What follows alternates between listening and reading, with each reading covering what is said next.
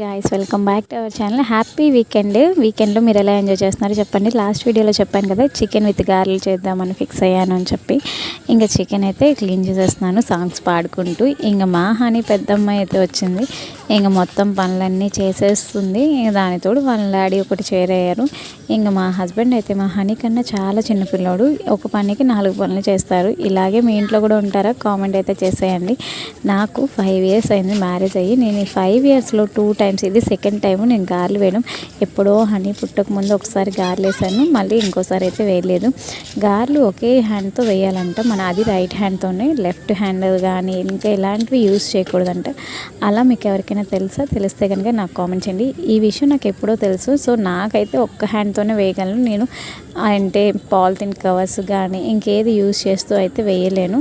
So నేనైతే ఇలాగే వేయగలను. మీరు ఎలా వేస్తారో నాకైతే కామెంట్ చేయండి. అసలు ఎందుకు ఇలా వేయకూడదో కూడా నాకైతే కామెంట్ చేయండి.